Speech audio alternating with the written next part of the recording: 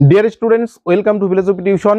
একাদশ শ্রেণীতে যারা যারা দর্শন বিষয়টিকে নিয়েছো, ফিলোসফি টিউশনের পক্ষ থেকে তাদেরকে অভিনন্দন জানাচ্ছি।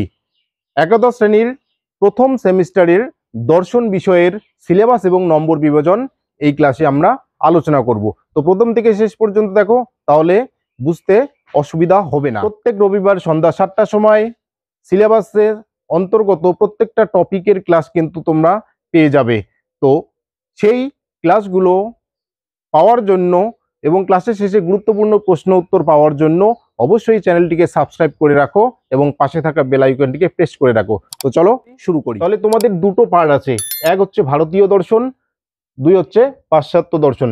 তোমাদের ভারতীয় দর্শন থেকে 24 নম্বর আসবে, ভারতীয় দর্শন থেকে টোটাল নম্বর আসবে 24 এবং পাশ্চাত্য দর্শন থেকে নম্বর থাকবে 16। তাহলে 24 আর 16 হয়ে যাচ্ছে 40 এবং প্রজেক্টে থাকবে 10 নম্বর। তাহলে তোমাদের টোটাল পরীক্ষা হবে কত নম্বরের?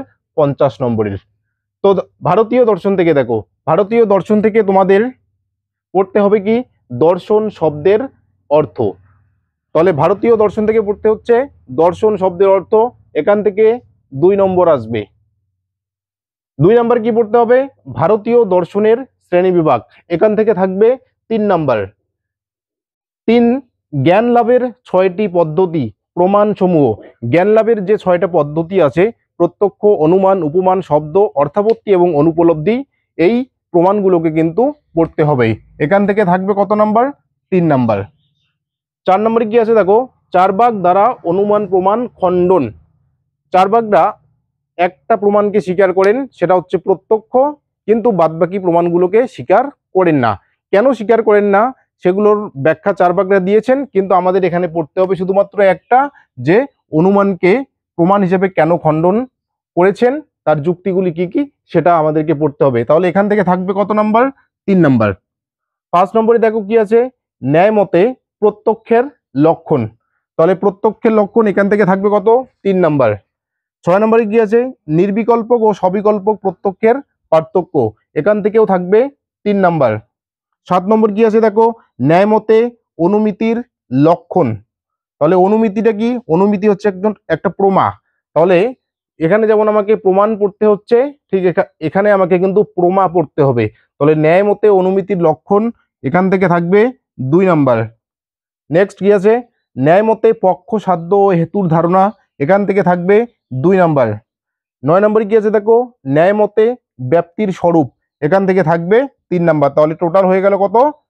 24। এবার চলো পাশ্চাত্য দর্শন। পাশ্চাত্য দর্শন থেকে দুটো অধ্যায় থেকে 3টে টপিক পড়তে হবে। প্রথমটা কি, দর্শনের স্বরূপ ও শাখা সমূহ। দর্শনের যে শাখাগুলো আছে, এবং আমরা দেখো এখানে আমাদের পড়তে হবে দর্শন শব্দের অর্থ, মানে ভারতীয় মতে দর্শন কি, ঠিক আছে, কিন্তু এখানে আমাকে দর্শনের স্বরূপ অর্থাৎ ফিলোসফির স্বরূপ এখানে আমাকে পড়তে হবে। তাহলে দর্শনের স্বরূপ ও শাখাসমূহ এখান থেকে থাকছে কত নাম্বার? 6 নাম্বার। 2 নাম্বার কি আছে, অভিজ্ঞতাবাদ, অর্থাৎ জ্ঞানের উৎপত্তি সংক্রান্ত যে মতবাদ দুটো রয়েছে, অভিজ্ঞতাবাদ এবং বুদ্ধিবাদ।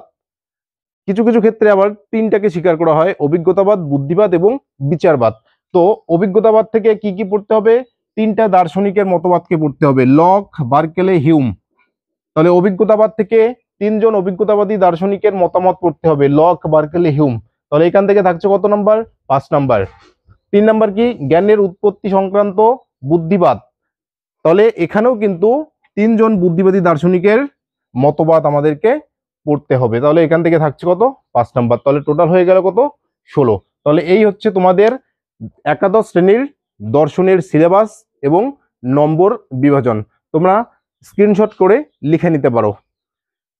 এবং প্রত্যেক রবিবার সন্ধ্যা 7টার সময় এই সিলেবাস অনুযায়ী কিন্তু এই টপিক অনুযায়ী তোমরা একটা করে ক্লাস পেয়ে যাবে। সেই ক্লাসের শেষে কিন্তু গুরুত্বপূর্ণ প্রশ্ন উত্তর তোমরা পেয়ে যাবে।